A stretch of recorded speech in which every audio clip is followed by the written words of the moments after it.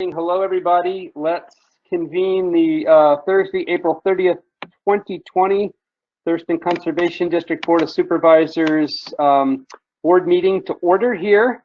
I do expect that we will have both Paul and Betsy joining us momentarily, but here we are at 5:30, so we're going to get started.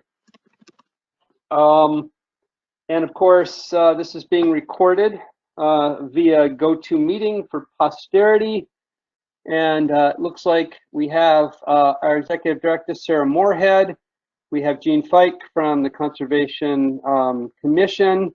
We have our legal counsel, Mr. Cushman from Deschutes Law Group.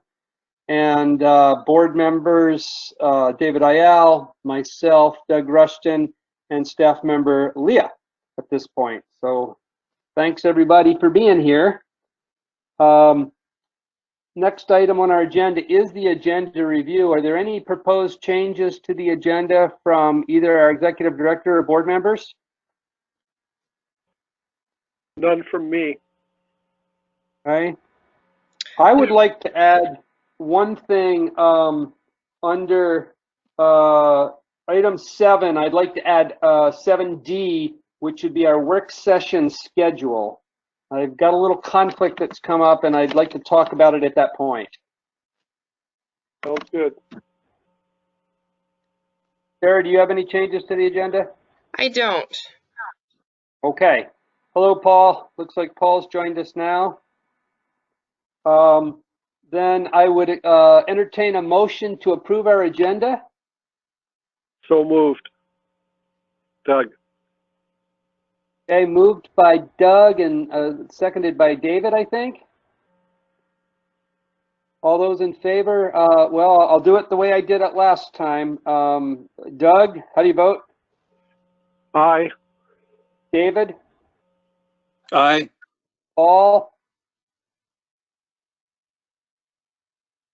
Paul? Not hearing Paul. Is your mic on, Paul? Well, I vote aye, so that's a majority, so we can move forward. In the interim here, hopefully Paul will come online here in a second. We have an agenda with one modification that I proposed. Next item on the agenda is the consent agenda. We have 2 items under consent tonight. We have the March 26th, 2020 board meeting minutes, and we have the March financial report. Is there a motion on the consent agenda? So moved. Is there a second? I'll second. Moved David by, seconds. moved by Doug, seconded by David. No discussion because it is consent. Doug, how do you vote? Aye. David? Aye. Paul? Do we have Paul yet? Aye, aye. Thank you. Paul votes aye, and I vote aye. So the consent agenda has been approved. Public comment is next up on our agenda. It looks like we have no members of the public with us this evening. If I'm mistaken, speak up now if you intend to address the board. Okay. No members of the public present. We will move past item 4 and on to item 5, continuity of operations during this special time. Sarah, do you want to lead us through this? Yeah, absolutely. So I guess first on the list is the equipment rental and soil testing services. And staff has definitely rallied around creating alternative procedures for both of those programs and getting them opened or ready to reopen to the community. This time, the silver lining for sure during all of the COVID-19 issues is that we've been able to streamline a lot of process and find a lot of efficiencies in what we're doing. And then we've also been able to share that information with our partner or sister conservation districts all over the state. So everybody's kind of in that mode of collaboration and sharing and developing and evolving and finding new ways to do business. And our equipment program and our soil testing is one where we've really been able to help.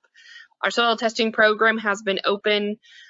We continue to encourage folks to take advantage of this new process. People are finding their way through that, and A&L, the lab that we're working with, is getting used to our new process. So we are moving forward with soil testing, and everything seems to be going well. We just rented one of our first pieces of equipment today, actually under our equipment rental program with our new process. That procedure of pickup and transfer, our online web forms for rental and for payment seem to be working really well. And so we will continue to rent those pieces of equipment out as we have folks lined up for that. So within the next couple of weeks, we'll continue to see more of those pieces back out into the community. Yeah, so our equipment rental and soil testing program, so far, everything is going well. And, we're kind of able to field test this new system. And that's another area where other districts have really helped support us too, is kind of running through methodology and helping us really strengthen our approach. So any questions on that?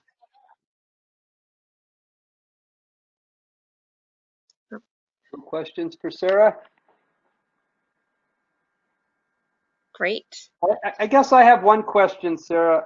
Sure. Because we're in uncharted territory here, and in particular, my concern at the last meeting was around the cleanliness of the equipment for when it was handed off between customers. Yeah. What's our process for, I guess, assessing whether that's working or not, and whether or not it's being cleaned and transferred in safe, hygienic ways? Yeah, so we've done a couple of things to help ensure that that is happening. One is that we've updated our terms and conditions of renting the equipment to require that individuals sanitize the equipment before they use it and after they use it. So it should be sanitized twice between uses of different renters. So if I'm receiving the equipment, I sanitize it before I start touching it and using it, and then I sanitize it afterwards before the next person picks it up. When they pick it up, they sanitize the equipment, use it, and then sanitize it again. To do that, we've offered a sanitizing checklist as well as some additional cleaning support supplies, 5-gallon buckets, brushes, spray bottles for bleach, bleach test kit, dilution strips so that folks can test and make sure that they're diluting bleach to the appropriate and safe amounts to be able to kill any pathogens, but also not harm themselves. So we're also offering guidance on, depending on what type of bleach you're using, what the dilution rate is per gallon of water. And all under our terms and agreements, all of those consumable products are supplied by the renter themselves. So propane for the scalder, bleach, water for the plucker, that kind of stuff. So that's that process. So there's a checklist involved in that, so that they have the cleaning checklist. And then they have additional supplies to do so, and then that agreement that if they're going to even rent the equipment up front, they recognize that there's a process, a cleaning process involved. And so they get that information electronically, but then Leah's also been creating hard copy laminated so that they can be sanitized as well, guides and checklists to go with each piece of equipment and each landowner. A related question. And Go ahead, Doug. so I get the manure spreader from somebody that said they've cleaned it at all, and I look at it and I think that's not clean at all. What's the process for the receiver to deal with that? To clean it and just eat it? Yeah, so they can notify the district. So before they pick it up at someone else's property. So what, especially right now while we're transferring equipment from individual to individual and it's not coming back to the district in between, is that it's the responsibility of the new renter to go and pick the equipment up. So if you have the equipment right now and I'm going to come rent it from you, it's my responsibility to go get it. If it's not up to cleanliness standards, if I have concerns about its functionality, if I have any concerns about damage, then I don't leave with the equipment. I don't pick it up and I contact the district. And that way the district can then work with the individual that has the equipment with them to either A, make sure the equipment is clean before it is passed off, or assess, if there's damages, how, when, and why did those damages occur. We also have a damage and inspection checklist that's going out to folks too, to look at the equipment and be able to catalog and identify and notify the conservation district immediately if they see any damage. And that was a great recommendation that Ben had that's similar to if you're going to rent a car, you do a walkthrough and inspect for damage. So the same thing for cleanliness too. And new renters would not be on the hook, for the cleaning of that equipment unless they knowingly acknowledged and took the equipment anyway. So that would be the only time. Otherwise, they can notify the district that, hey, the equipment, I went to go pick it up, it's not clean, I didn't pick it up, and then the district can follow up with that individual. Thank you. That makes sense. And that addresses my concern too. I knew we had lots of documentation about what people were supposed to do. My question was really about what happens if they don't do it. So you addressed that. Thank you. Betsy, looks like Betsy has joined us here during this conversation too. Hello, Betsy. Hi, sorry I'm late. Okay, just to catch you up, we just dealt with the equipment rental and testing under 5A, and now we're moving on to 5B, staff and operational update. Oh, I'm sorry I missed that. You're way ahead of schedule on the timeline, but that's good, I guess. Yep. Okay, so let's move to 5B then, Sarah. Great. So I've got a couple of pieces under 5B to share with you guys.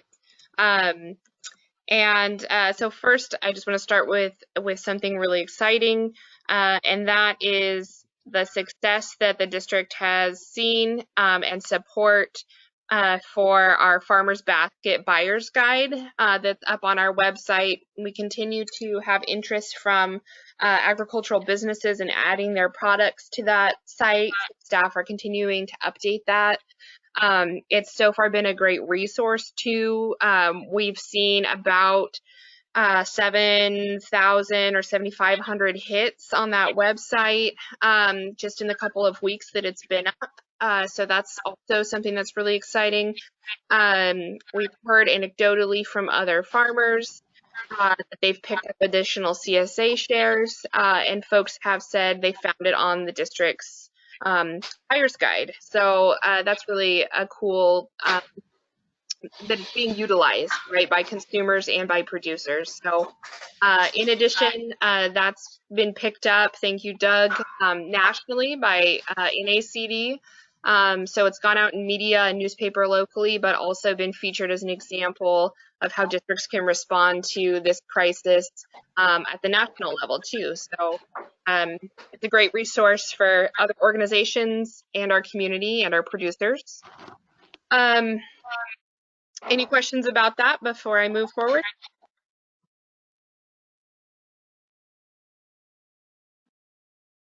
Great. Doesn't look like it. So the other piece is that staff have been working with Ben on developing a letter, which I mentioned at our work session, which is finalized and was sent over to Ben this week, that ties the work, the essential activities that the district does for assisting producers, facilitating government payments. And there's also one about maintenance and loss and safety outdoor safety related that covers some of the work that we do. So we've written that letter, tied it to the essential work list and put out by the governor. And so I think Ben is just about done with review on that, and we'll sign that and we'll get that out so staff can continue those really essential and critical site visits, again with our enhanced socially distant process, which is unaccompanied site visits right now. So that process, it seems to be moving forward and there's not any issues. Once I get the green light officially from Ben, I'll send that letter out to the board as well, so you guys can see what the final letter looks like. Any questions on that? Yes. Do I understand you right? This letter is to give us legal sort of clearance or standing regarding compliance and not violating the stay-at-home thing for site visits specifically? It's an acknowledgement of the types of essential activities or activities that the district performs that fall on that essential work list that was put out by the governor as acceptable and critical activities that can happen during the order. So it demonstrates these are the types of the activities that the district does, and here's where they fall on that list, so that staff that need to facilitate those activities can continue to do so. Okay, great, thanks. Ben, do you have something to add? Yeah, it will be a two-pronged approach. One is identifying the essential activities which can be done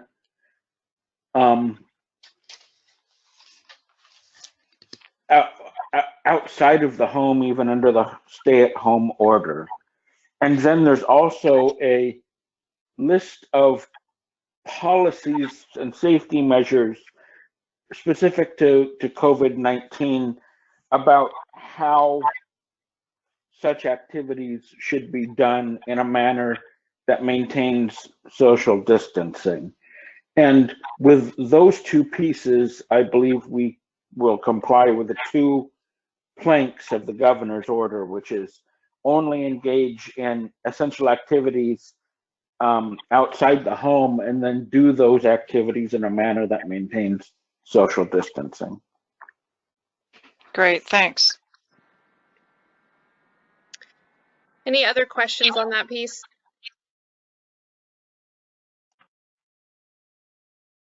Great. There's the motion for funding. Is that going to be considered on the agenda here or under the financial report? I don't see it separately identified. Right. Yeah, I sort of requested that to be added during the agenda review. It was my intent to bring it up under this section of COVID-19, and that's the proposed resolution number 5 that I sent out to the board yesterday. Okay, so because we approved the agenda without that change, I think we need to have a board member make a motion to amend the agenda to include that resolution in as 5C. I will so move. They've been moved by Doug. Is there a second? I'll second it. Seconded by Betsy. All those in favor of adding this resolution for emergency spending as item 5C to our agenda? Doug, how do you vote? Aye. David? Aye. Paul? Aye. Betsy? Aye. And chair votes aye. Okay, thank you. Now we've covered our base there and we can talk about that issue. Unless there's other things under 5B, Sarah. I just had one more piece on 5B, and I appreciate that. Sorry for leaving that off of the agenda review.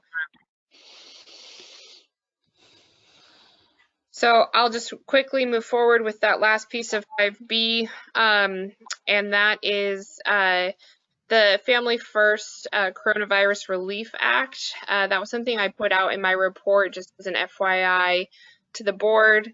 About some of the provisions that are available to employees during this time. in terms of leave and covered wages. And so there's specifics that were in that attached material you received in my report. So far, we do know a couple of things. One is that the Conservation District is subject to compliance with this act. Two, there isn't any additional funding out there available to support districts that do end up complying with this act or needing to have employees that are utilizing this form of relief. There are no staff at the district right now that have asked or requested to utilize any of the services within that Relief Act. And I spoke with Doug, I believe it was yesterday, so what we're including in our analysis is what happens if, certain percentages of staff end up using that that different type of leave that's provided in that act, and what kind of financial cost would that have to the district, so that as we move forward as an organization and have conversations about budget, particularly as we're coming up to our mid-year budget, the board is just informed with about what that impact could potentially be. Right now, it's out there, and I just want to make sure that the board is aware of that.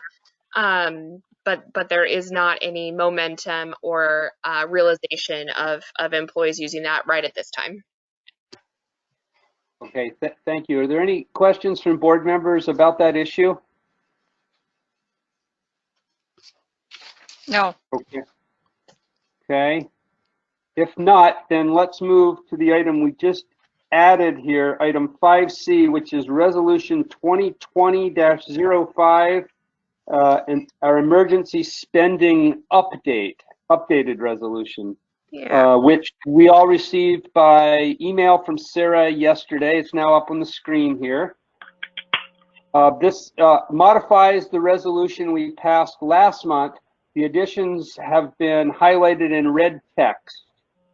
And the way I read this is, and Sarah can add some background here, but it essentially authorizes our executive director to spend just over $35,000 from our reserve fund to deal with necessary and regular expenses to maintain organizational continuity here.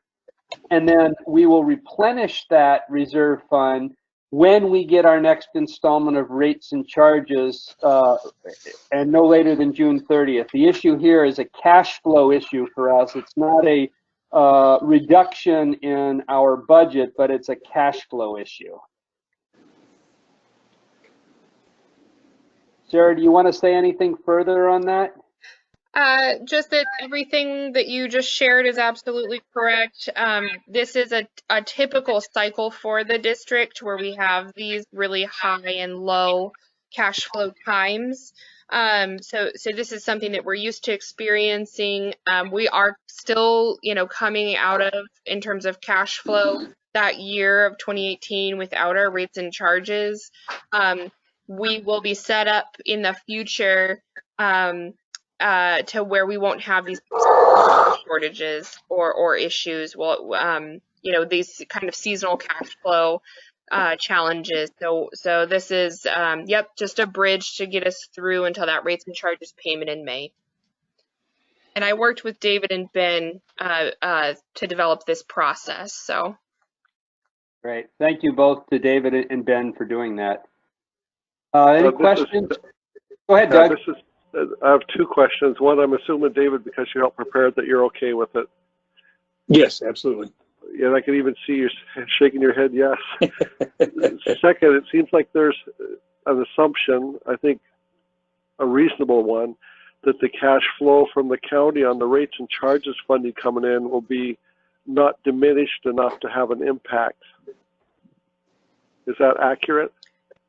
Yeah, and that's something that was conveyed to us from the county treasurer, was that, again, most of the funds that we get through rates and charges come through mortgage services, where folks are prepaying into an account throughout the year, and then that's delivered by the property tax deadline. More than half of taxes in Thurston County are property taxes are paid that way.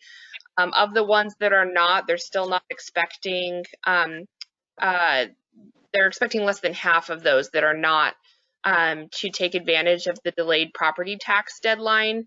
So what will likely happen is that we will see a little less than historical in May, but not enough to derail cash flow or this replenishment of reserves. That is why we included a little safeguard of the 30th deadline for replenishment, because it's likely that we'll also see increased payments in June and July as folks that are paying property taxes later before that June 30th deadline, as those funds are rolling in.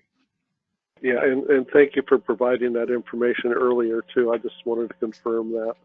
Thank you. Yeah, no problem. Further questions? Question? Yeah, Paul? go ahead. Yeah, go, Paul. So it's a little confusing. Because if I understand what you said, this resolution replaces the one we passed a month ago, but the amount in it is the amount that was in the email that was the extra cash we need to keep paying bills for another month. So it seems like the amount here, if we're replacing the previous resolution, we ought to be adding what we passed last month to this amount. We passed, what, 15,000 last month? That's right, 15,000 at our last meeting. So maybe the resolution should be asking for $50,096.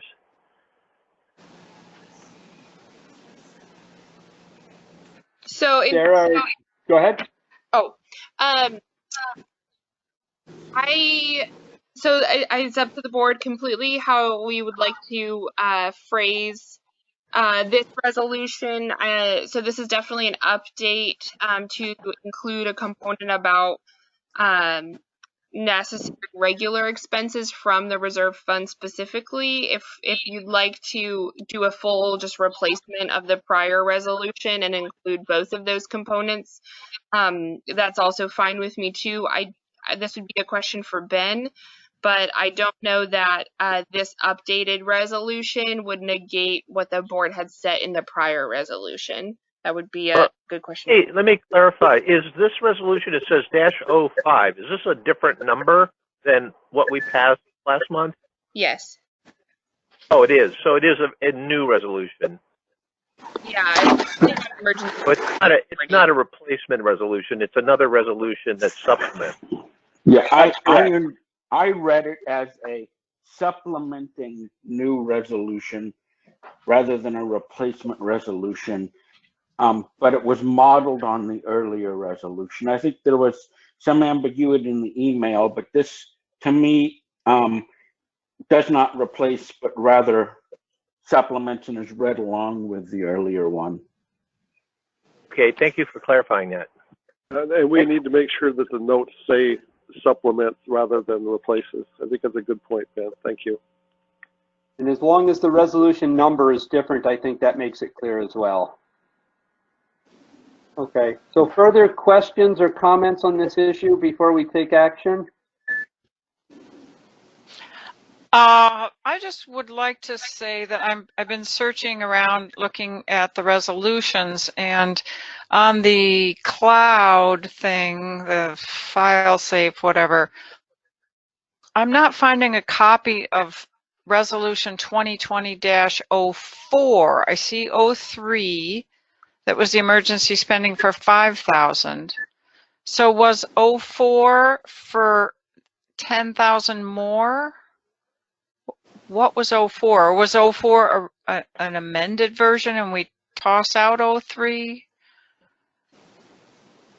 The original proposal was for 5,000, and so, but we changed that. The board changed that and increased that level to 15,000. I remember that.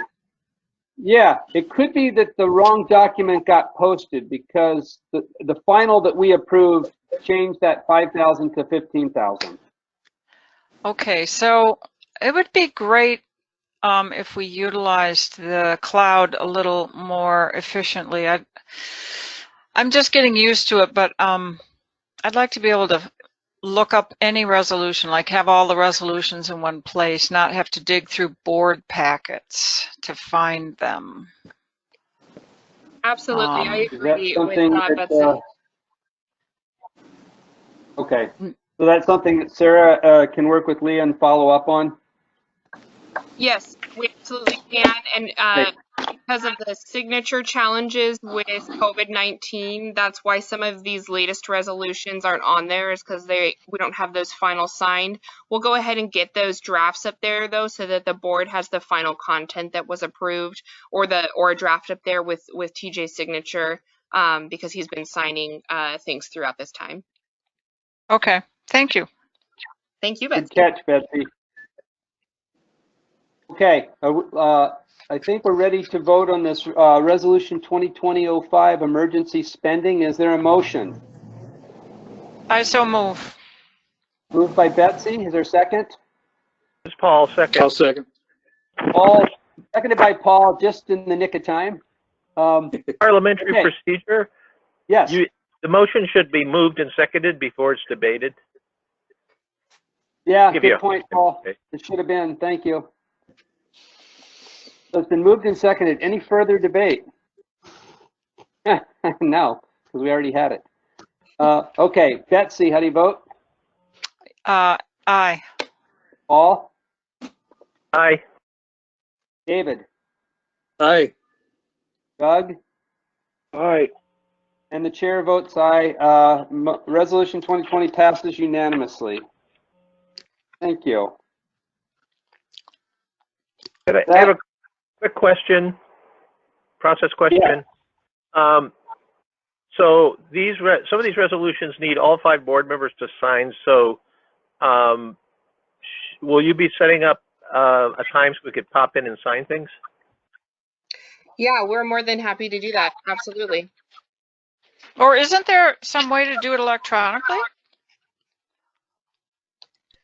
That would definitely be the preference of the board if you'd like to sign the PDF, or if you would like to, we'll keep the hard copies at the district, but we could definitely get the electronic signature, some guidance that came out from MRSC about electronic signatures that I can send out as well.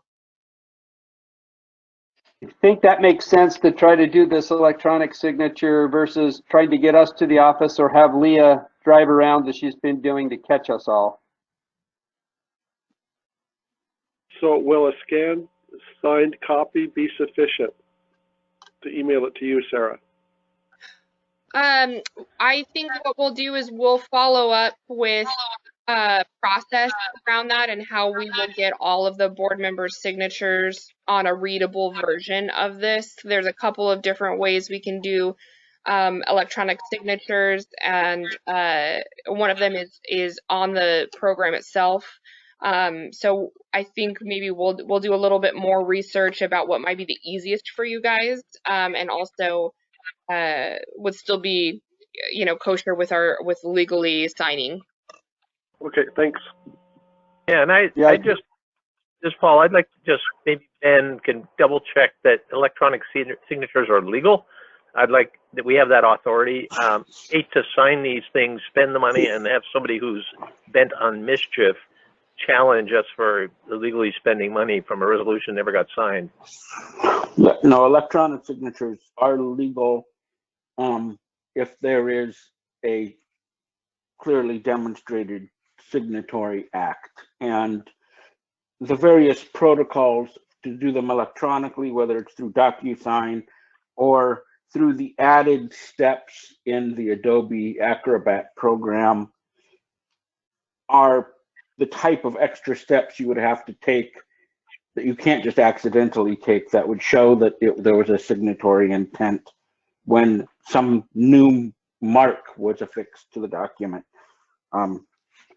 So I will review the process from that Sarah comes up with, just to make sure that I concur with MRSC, but I would be very surprised if I didn't. Okay, I've asked so Gene if the commission has any guidance on that, because surely some other districts have had to go through this. Yeah, we're looking at that right now. Oh, sorry. go ahead, Gene. Sure. Yeah, we're looking at that right now. We also saw the guidance from MRSC, and we're talking about that among our financial staff. The question about whether a policy is needed is one that we're wrestling with right now. But yeah, I think everybody's moving this direction.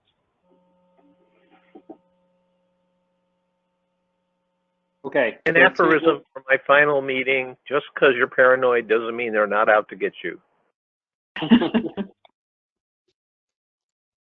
Okay, so Sarah's got some direction to work on some electronic signing options for us that meet legal muster with Ben, and that was a good conversation. So thank you all. I think we're ready to move on to financial report now, item 6 on our agenda. We had the report in our packet. Are there questions or any additional information? Well, any additional information from Sarah or questions from board members? I had some comments. I'm just digging around to find it. But I would think Sarah probably has something to say first.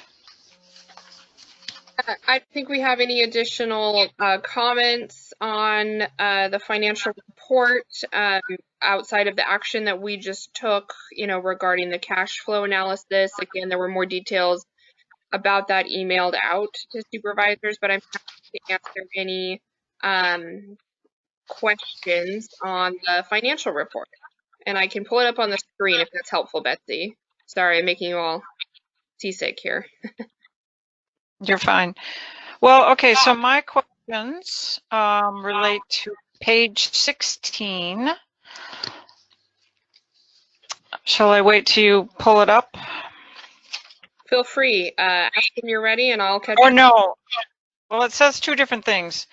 It says page 6 of 13, and then it also says page 16. So I think it's page 6. It's the one with the blue lines, the Right here. restricted budgets. Yeah. So I just noticed that there were several where the time is going by, but we haven't spent the money. We're at 0. For example, the shellfish cost share, the NRI cost share, NAC homegrown yum. So I'm guessing we're not spending it because of restrictions on ability to do things. I just wondered if that's if we're going to get more time, or are we going to lose the money? Yeah, so most of these are just a normal process. So there isn't anything strange. I can't hear you. Can you hear me now?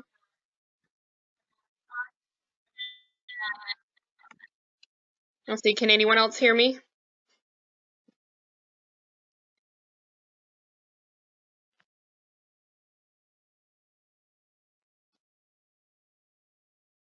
Uh-oh. Sarah, you there? There we go. Did that work? I'm sorry about that. Okay. Everyone can hear me now. So, yeah. Great. Sorry about that, Betsy. What I was saying is that so we're following normal processes. A lot of our cost share dollars are actual physical installations of conservation projects. And so the majority of those funds are spent at one time when the project is installed, and then we are reimbursed by the commission.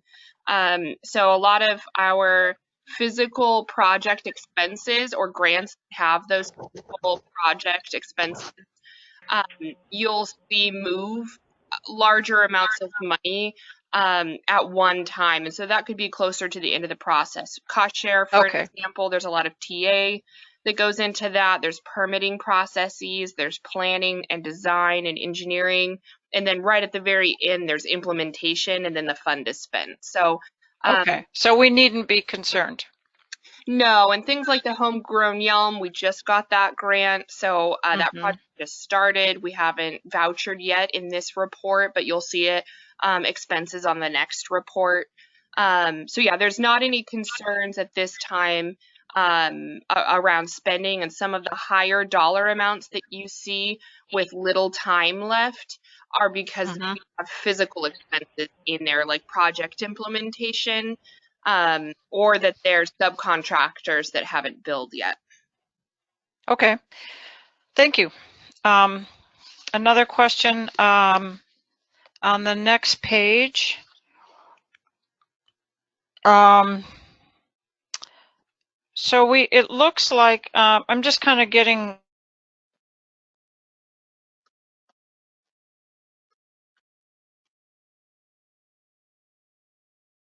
I know the vehicle is, and at this point with COVID, that looks like that's going to be, nobody's going to be leasing vehicles. Is that a good thing? Seems like it will be. Yeah, so that number that we had included in the budget for vehicle leases was for leases or hopefully. I don't hear anybody.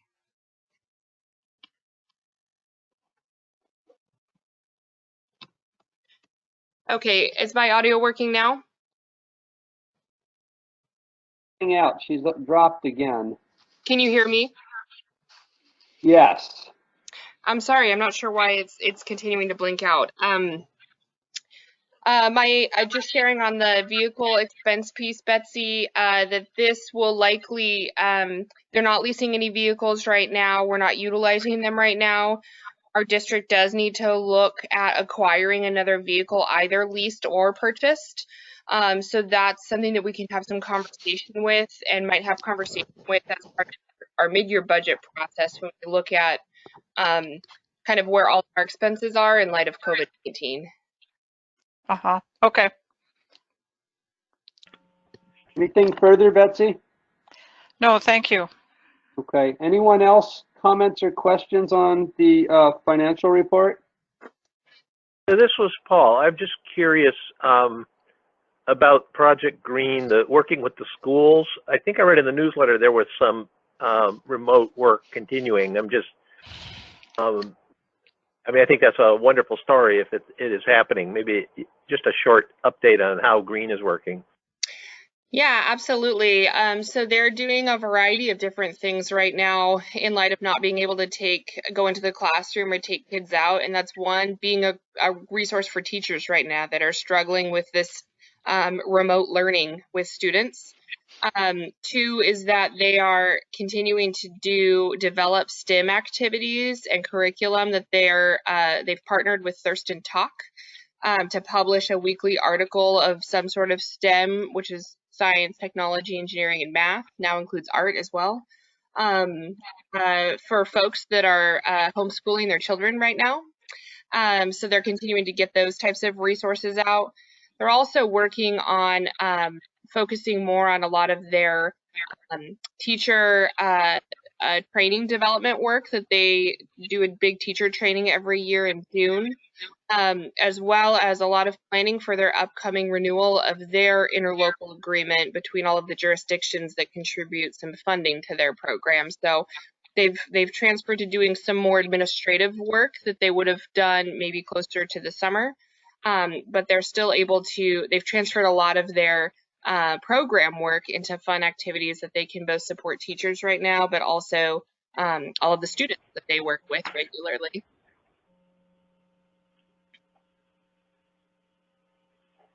That address your concern, Paul, or your question? Yes, thank you. I'm just interested in the update. Okay, great. Anything further, David or Doug, on the financial report? Yes, I have one question. Go ahead, Doug. It may be due to my faulty memory. On page 11 of 13, the payments detail, there's a $667 check for union dues. I didn't realize or don't remember that the district was paying union dues. I thought the union members were. Am I just confused? No, you're correct on that. That is the deduction of union dues that we withhold from their paycheck, and then the district provides one payment directly. Okay, I see. That makes sense. I guess I never picked up on that detail before. Thank you. Yeah, absolutely. Okay, great. Thank you. Anything further on this or before we move on? Okay, let's move on then to governance. I also realized that, just before we start that, that we don't have partner reports on our agenda here, and we do have Jean on the phone, and I'm wondering if we should add another item to our agenda, which would be 7F, to get an update from the commission, so that Jean's then able to leave before our executive session. Do folks want to hear from Jean and hear what's going on at the commission? Sure. Okay, that's a yes. I think in order to do that, we'll need someone to make a motion to amend the agenda and add item F, 7F, for a commission report. I I would make move. a motion to add partner reports as F, not just the commission, because I have one for WACD and NACD as well. Okay, partner reports, item F. Betsy, it sounded like, were you seconding? Yes, I was. How did you know? Okay, moved and seconded to add that item. Doug, how do you vote? Aye. Betsy? Aye. Paul? Aye. David? Aye. Chair votes aye. We've added partner reports as item, I guess that's item E, actually, under partner reports, under governance. Okay, so now we'll go back to the top of governance. Update on the midterm elected seat vacancies. Sarah. Yeah, so all of the information went out after the work session to advertise and recruit for midterm elected seat vacancy. So far, we have not received any applications, which is pretty typical. We typically get our applications right at the end of that period of time. That is set to close here at the end of the month, and then that information will be sent on to the board. We'll follow our midterm elected seat vacancy policy, which also includes sharing those applications with staff for additional feedback, and then scheduling our interviews, which is more part of governance item B. Okay. And the deadline again for applications is what? The deadline on that is the 30th of April. Wait, I think it's May 7th. Yeah, I thought it was too, because we had to have a full 28 days. Oh, I'm sorry, I miscounted. I was looking at my calendar here, and there's another week there in April, so you're right, it is the 7th. Okay, so deadline May 7, close of business May 7. Does anyone have any leads? Like, I did talk to someone yesterday that's a lead. Yes, I've talked to several people. Most aren't interested. I haven't heard back from Yanni Stivers, who's a chicken farmer in Rochester and has expressed interest before, but I've not heard back from him. I did talk with Tony Wilson, who some of us thought would be good. Tony has adamantly said that he's not interested in being a supervisor at this point. Okay. I talked to Nate Lewis yesterday, and he said that it's very possible that Melissa Barker, his wife, would be interested, especially since it's just for 1 year. It'd be a nice trial, and that's what I'm kind of marketing it as, is like it's a great chance to check it out. Yeah, I've shared the information with a number of different people, but I can't say that I've found anyone who's said that they're interested in applying yet. Tony did mention the lady that you mentioned, Betsy, and he thought she would be good for what that's worth. Yeah, when Tony contacted me the first time, he said Melissa had given him my name and that she was interested, but she couldn't run because she thought there was a conflict of interest because she works for WSDA. And Nate, who has also worked for WSDA, said he didn't see why there'd be any conflict of interest, so he was going to talk to her about that. Well, I can personally say, and Paul could back me up on this because he was an ecology employee too, I did it for over 20 years without an issue, although you have to recuse yourself from time to time. Yeah. Great. Okay. Let's then move on to item B, which relates to item A here, the special meeting coordination. I think at our last discussion on this, we talked about adding a special meeting at the end of our work session on May 14th to interview applicants for this, or I can't remember if it was to interview applicants or to review the applications. So that's where it stood last time. I think we need to decide how we want to handle that and whether we want to do a special meeting or not.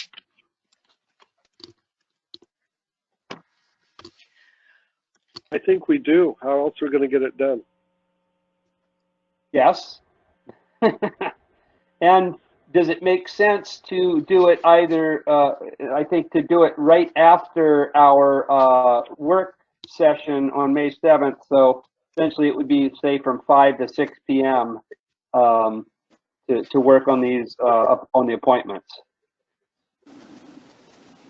Does that work for folks?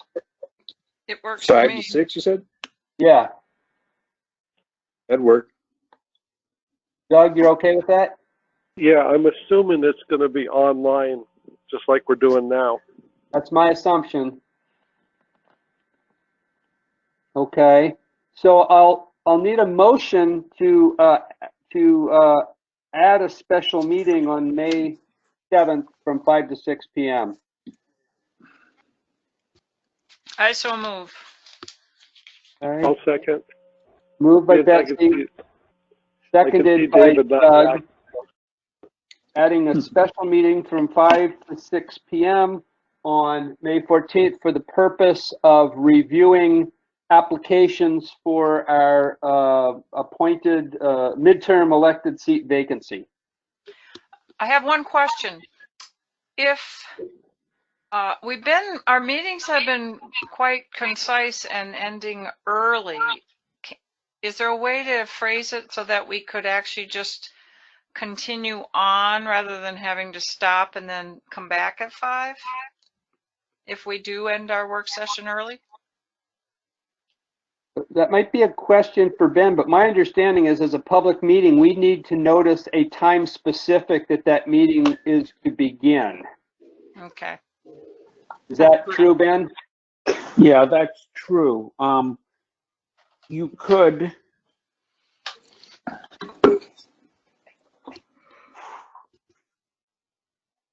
I have a You suggestion. could start it. You could set it before 5. The critical thing about the meeting start time is that people don't see, so that something doesn't happen before people get there. If it starts a little later than scheduled, especially if there's a already open meeting going on in front of it, that's less of a concern. But you don't want to have it set for 5 and start earlier than that. Would it make sense to have a special meeting in lieu of the work session where some of the same topics can be discussed in the beginning of the meeting, and then that way it would allow a natural flow into the conversation about applications at any executive session that the board may want to have to review them? That's a great suggestion, Sarah. That's where I was going to go with that too. So I think what we would do is we'd need to make an amendment to the motion that was made by Doug and seconded by Betsy to to change our May work session to a special meeting that begins at 3 p.m. and that we add to the agenda for that meeting review of applicants for the vacancy. I'll consider that a friendly amendment. Sure. Just for the record, I wrote down that I moved and Doug seconded, so I don't really care, but. Oh, well, no, that's important. Okay, so the chair offered a friendly amendment that was accepted by the maker, Betsy, and the seconder, Doug, just for clarity. Yes. All right, any further discussion? Let's vote on that amended motion to change our May work session to a special meeting that begins at 3 p.m. Betsy, how do you vote? Aye. Doug? Aye. David? Aye. Paul? Abstain. Staying. Paul won't be here. Chair votes yes. Okay. Thank you. We've dealt with that. I think one thing, Mr. Chair, we need to be thinking about too is if we don't get any applications or we get applications that the folks probably wouldn't be that great or not what we're looking for as a skill set. Yeah, we always have the right to try again if we don't like what we've got on the first go round.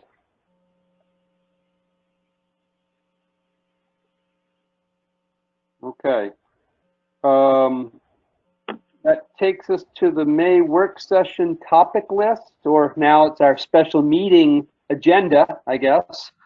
And do we have a draft of that to put up on the screen here, Sarah? Yeah. Yeah. Just a minute. We're sideways. There we go. Okay.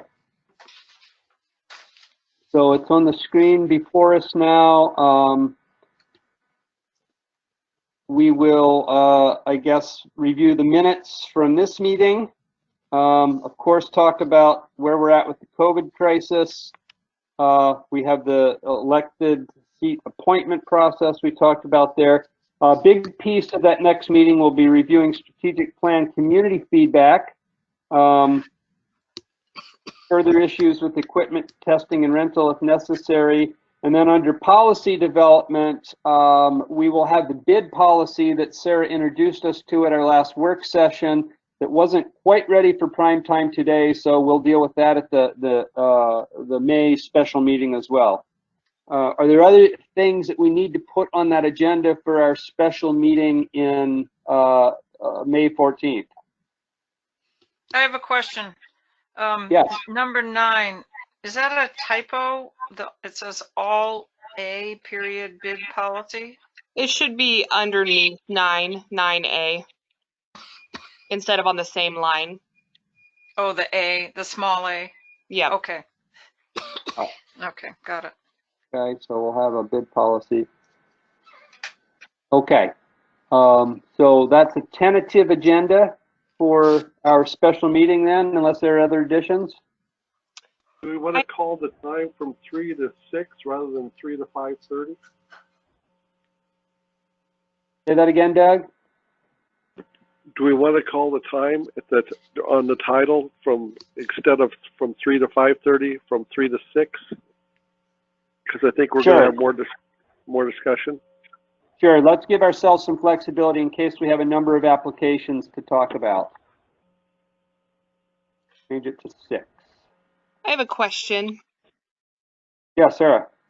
Would you like to have, since this is a special meeting, an executive session to review the applications and have discussion and review the staff feedback?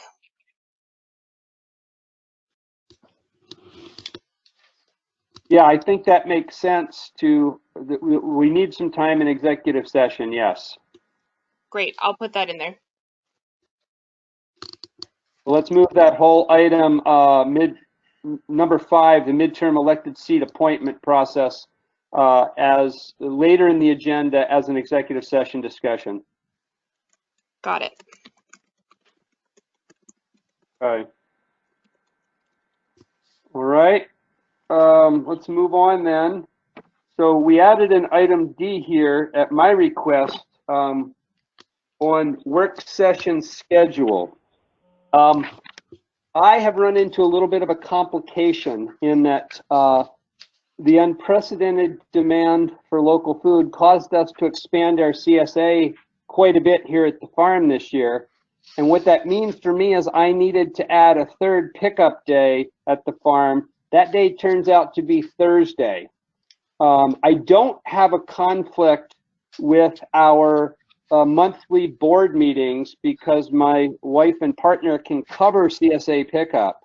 I do, however, have a conflict with our work sessions June through September because I don't have anybody to cover my CSA pickup.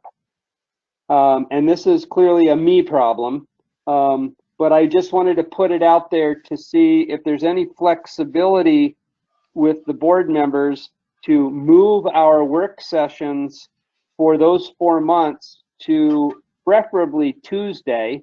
And if not, then I would probably have to, assuming that we're back in some sort of physical connection by that point, I would need to participate in those work sessions remotely, and it would potentially be sporadic participation depending on when people are coming to pick up their CSA shares. I'm fine with it. This is Doug. Fine with what, Betsy? I'm fine with Tuesdays. Tuesdays? Yep. Is there any problem for you, Doug, if we moved those 4 months to the second Tuesday from 3 to 5, June through September? No, not at all. I thought I said that. I guess maybe I was talked over or something. But yeah, no, that works good. Does that create any problems for staff, Sarah? Not at all. Okay, thank you guys. I really appreciate your flexibility on this. It was one of those unforeseen things. I just asked that Sarah sends us plenty of reminders as that comes up. Yeah. Yeah. Good idea. And it won't start until June, so it'll just Perfect. be June to September. Will do. Thank you all. No problem. Thank you all. That then takes us to the last item under governance that we added, which is partner reports. Let's start with Jean, and then we'll move to Doug. Great. Hi, everybody. Couple of items. Hello? Hi, Jean. Is that better? Can you hear me? Yes. Yeah. Okay, great. Just a couple items, and then I'm happy to field any questions. So the Conservation Commission meeting, which will, of course, be remote, May 21st coming up. If you don't have the Gov delivery for that, let me know.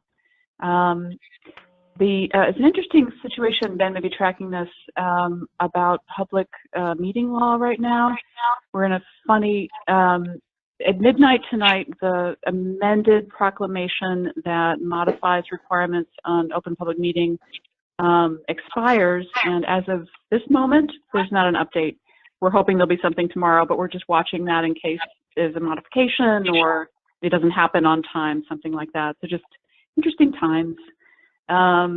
Lots of things are changing. Sarah mentioned a couple of these things: new legislation, new guidance, new rulemaking.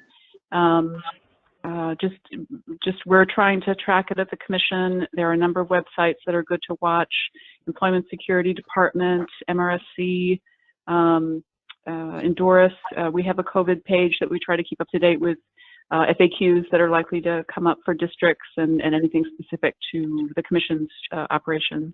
So those change, weekly at least. So just letting you know that those continue to be updated, and it's a good idea to keep an eye out. Also, there's a lot of Gov delivery notices coming out of the Commission lately, more so than usual, and there's some pretty significant news in those, so I'd also bring your attention to those. If you've fallen off that list or want to change your preferences, let me know. I'll send you a link. It's easily done.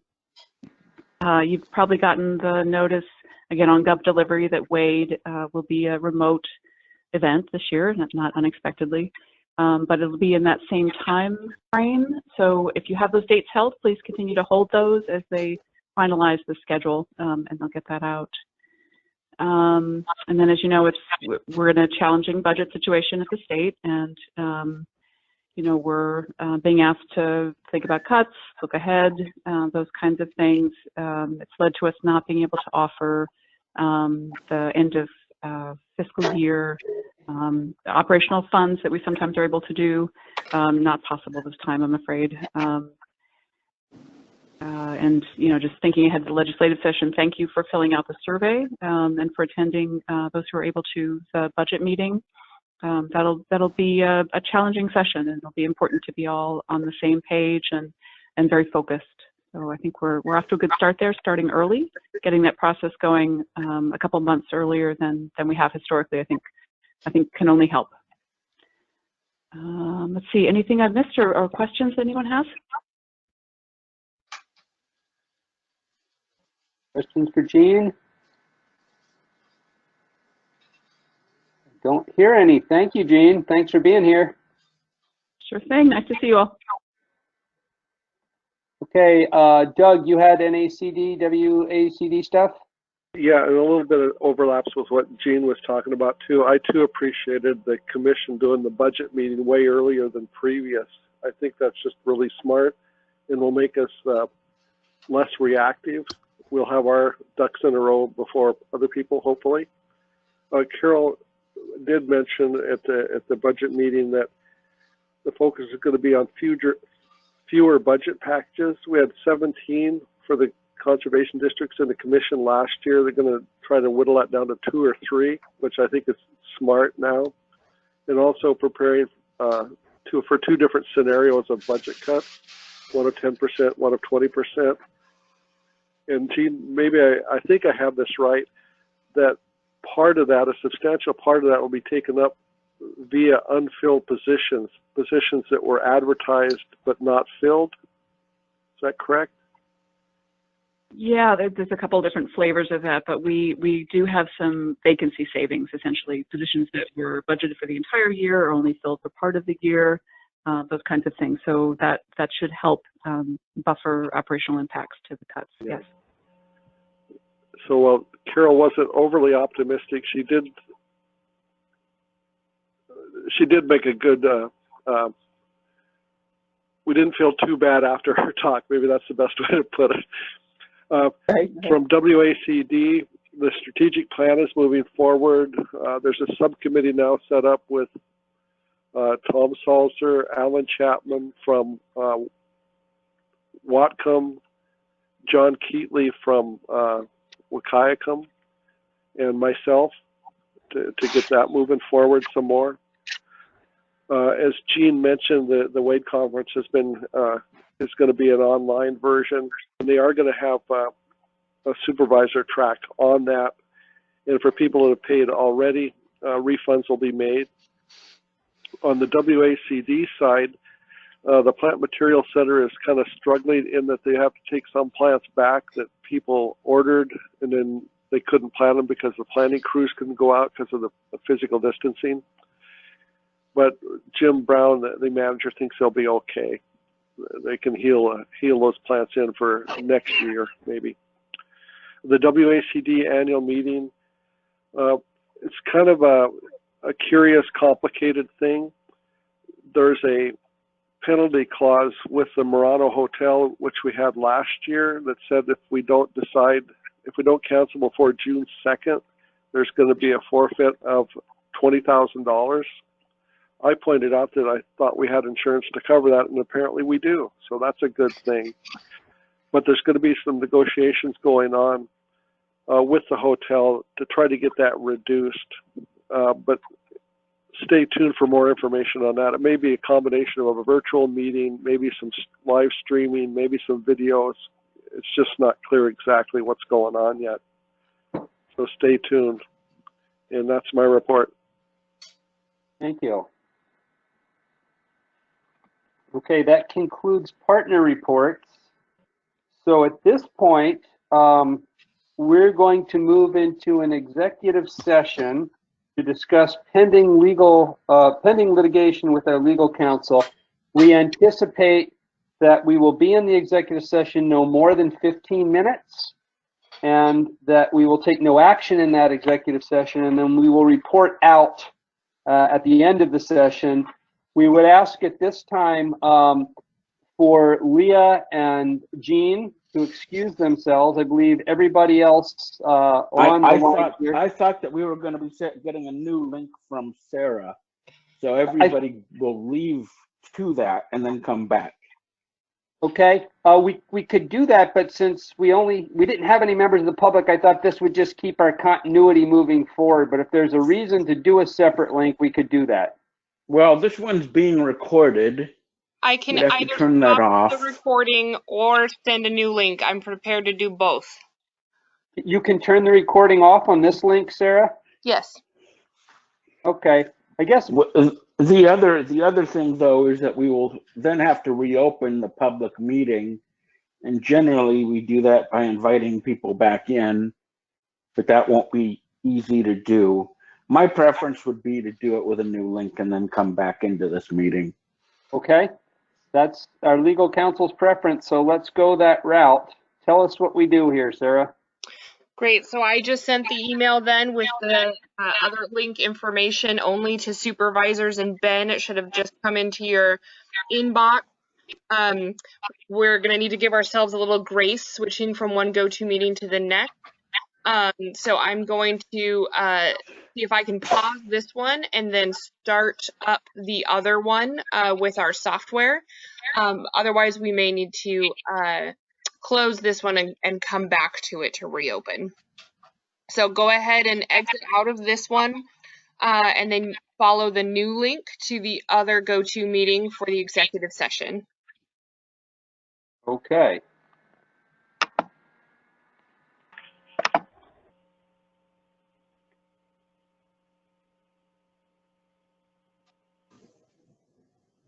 I'm just going to sit tight, right?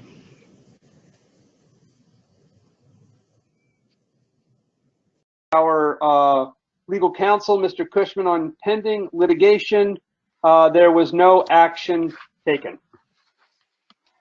That moves us to item 10, other report. First up, the board reports, and I'll go around this, check in with everybody here. Doug, do you have anything to report? Nothing in addition to what I already said. Thank you. Thank you. Paul? Thank you, everyone. It's been an amazing ride. I will be watching and supporting you. Thanks, Paul. David? No report at this time. Thank you. Betsy? Thank you.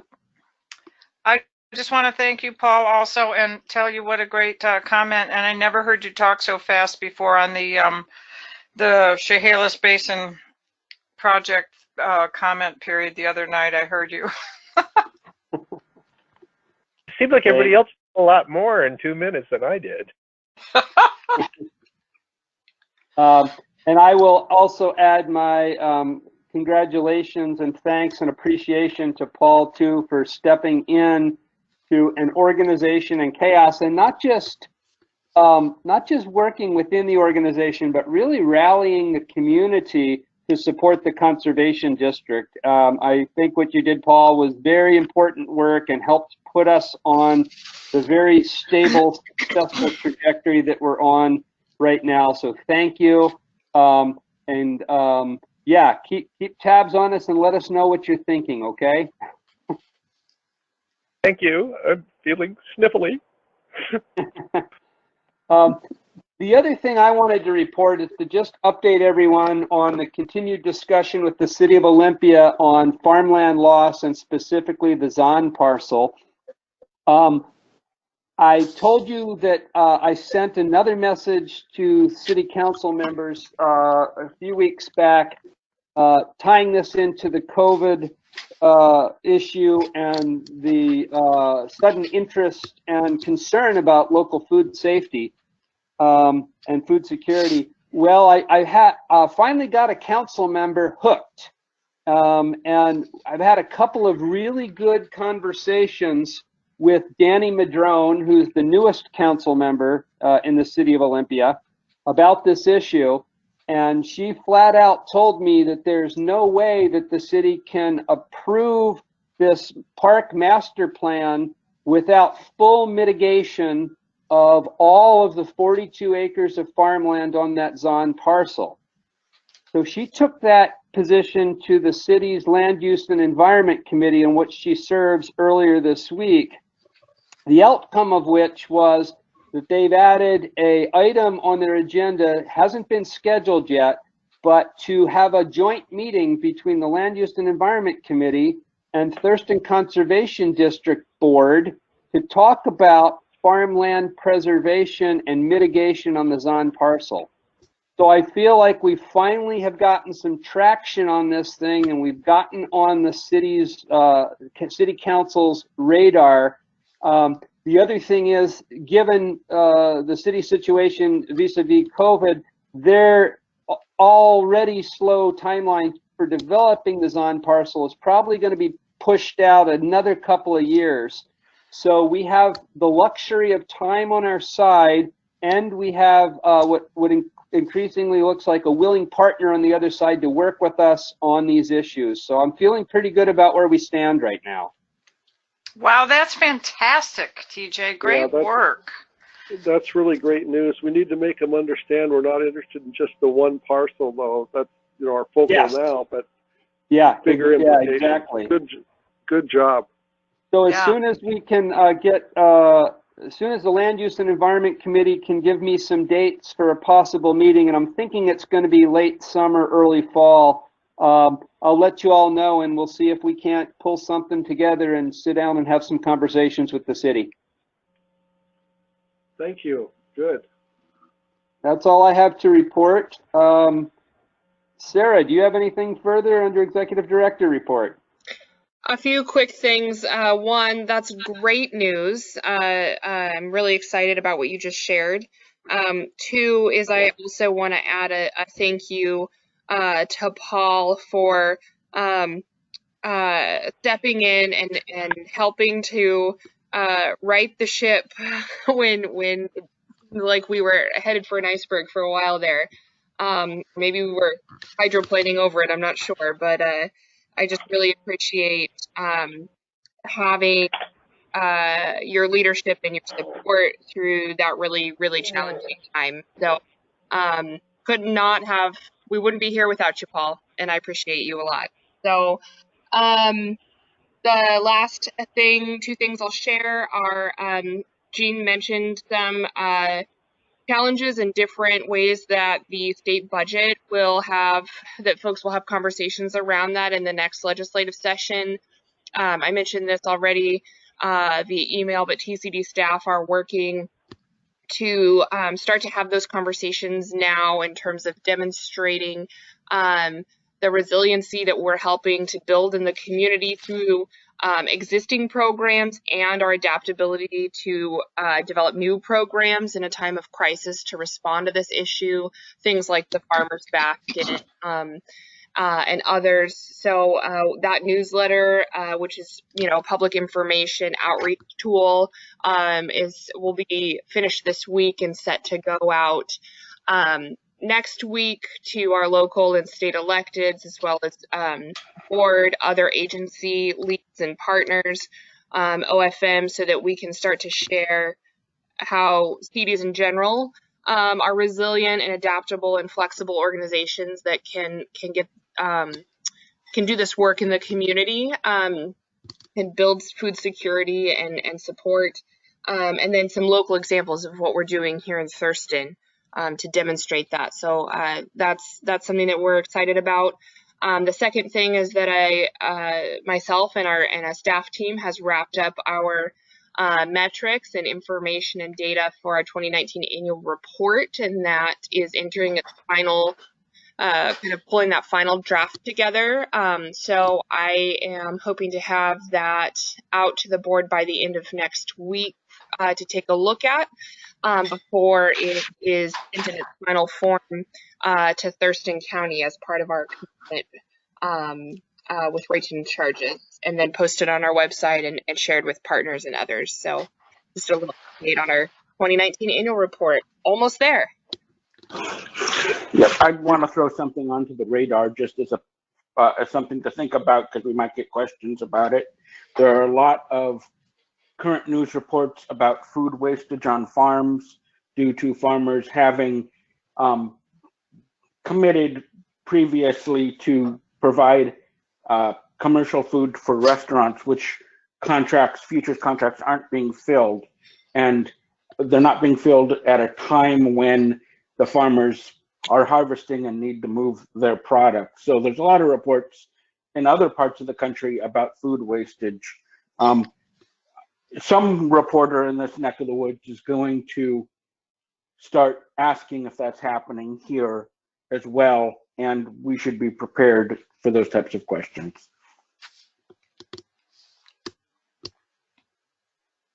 Great, thanks, Ben. I think that's a good point. I want to just add also to Sarah's discussion of the annual report. At Sarah's suggestion, I will be writing kind of a chair's message that will be the cover to that report. And so you all get a chance to see that as well when this gets sent out. And I'd appreciate any feedback. What I'd like to do is to just capture in that very short chair's message the success we've had in rebuilding this organization over the last year and the good work that we've done.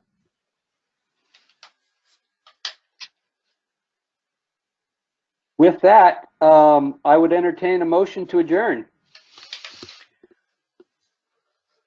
So moved. So moved. Was that Paul? Sure. Swan song. I second it. Moved by Paul, his final motion as a board member. Seconded by Betsy. Paul, how do you vote? Abstain. Okay, Paul abstains. Betsy? I say aye. David? Aye. Doug? Aye. And chair votes aye. We are adjourned. Thank you, everybody, for another productive meeting. Stay safe. Thanks. Thank you, Congratulations. TJ. Thanks, everyone. Bye. Bye-bye. Congratulations, TJ, on expanded CSA.